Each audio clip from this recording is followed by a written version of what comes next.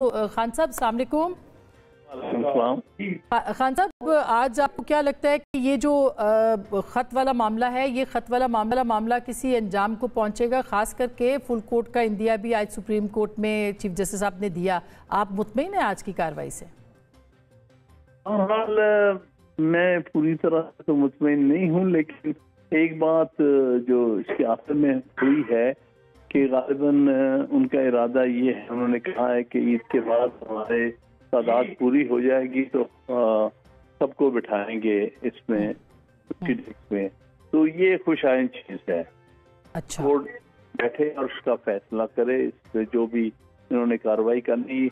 मैंने भी जो आज पिटीशन कल फाइल की थी, जो आज भी मैंने उनके सामने जिक्र किया Lahore high court bar association की तरफ से, उसमें भी हमारा यही कहना है कि ये मामला सुप्रीम कोर्ट फुल कोर्ट जो है वो इस पर जो है अपना एक्शन ले और उस पर अपना फैसला करे। तो लेकिन खान साहब, जैसे आप बात कर रहे थे कि आप तो ज़ाहिर है कि एक अच्छी बात है कि फुल कोर्ट भी होगा, सारे मुतालबे भी हैं, लेकिन ये जो उन्होंने सवाल उठाया है कि ये जज साहिबान खत लिखने की बजाय तौहीन अदालत का उनके पास इख्तियार था, वो उसको इस्तेमाल कर लेते। आपको लगता है कि कोई इसके पीछे इसको सियासी रंग भी देने की कोशिश की जा रही है? नहीं, सियासी रंग तो इसमें नहीं है। ठीक है, सियासी जमातें अपने अपना मौक़िफ़ ले आती हैं तो उस वजह से तो सियासी रंग की बात कही जा सकती।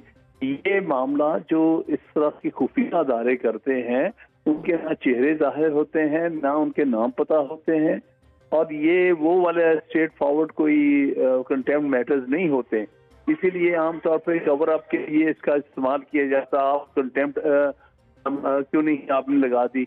ये इतना आसान काम नहीं है। यहाँ जो लोग ऑपरेट कर रहे होते हैं, ना उनके वेयर अबाउट्स पता होते हैं, ना उनके नाम पता होते हैं, ना उनकी शक्लें लोगों को पता होती हैं, और किसके खिलाफ कर रहे हैं। कल को आइडेंटिटी तक क्लियर या तो इन राइटिंग को ऐसी कोई चीज करें जिस पर कि कोर्ट कॉग्निजेंस ले और उसके बाद उनके खिलाफ कार्रवाई करे।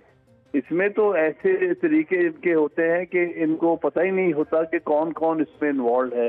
इसीलिए जो इंटेलिजेंस एजेंसीज के मामला है वो कंटेम्प्ट से मसले हल नहीं होते।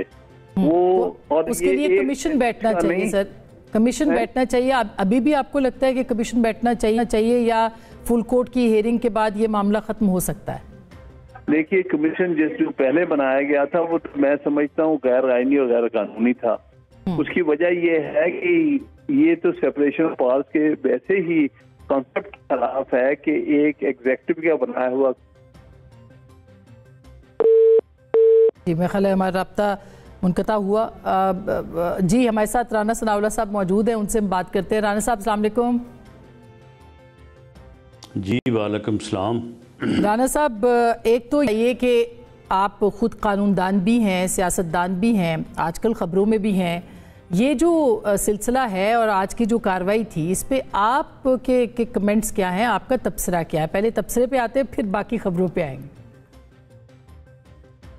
ये बिल्कुल फजूल कार्रवाई थी, इसका कोई सर पैर नहीं है, इससे कोई नतीजा बरामद नहीं होगा, मासवाए इसके कि ये चीज़ें जो हैं वो को अपनी सफाई पेश करने का, सबको अपना अपना मौक़िफ़ पेश करने का जो है मौका मिल जाएगा, लेकिन इससे हासिल वसूल जो है वो कुछ नहीं होगा।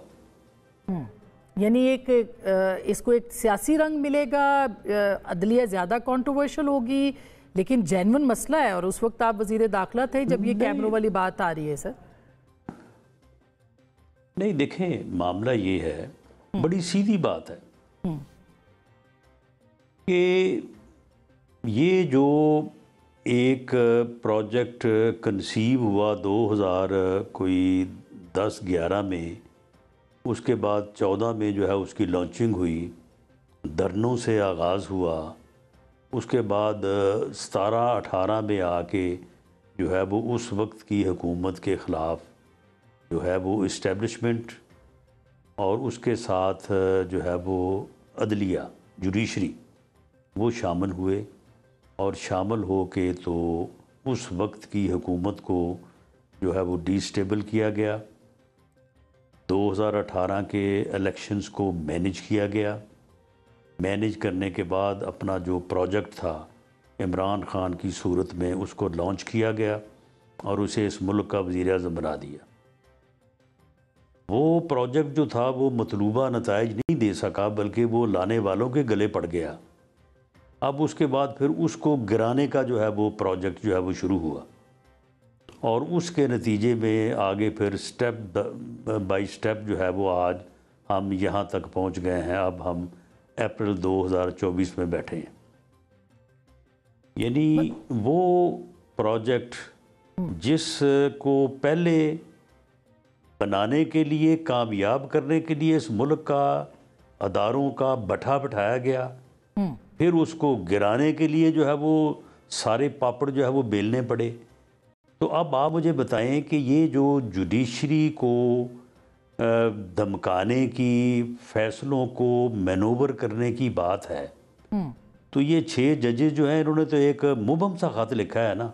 ये इम्पोर्टेंट, वो जो एक एविडेंस मौजूद है आपके पास, अच्छा राणा साहब, वो एविडेंस आपके पास मौजूद है। वो बंदा जो है वो पुकार के कह रहा है कि मेरे पास जनरल फैज़ हमीद साहब आए, उन्होंने आके मुझे ये कहा।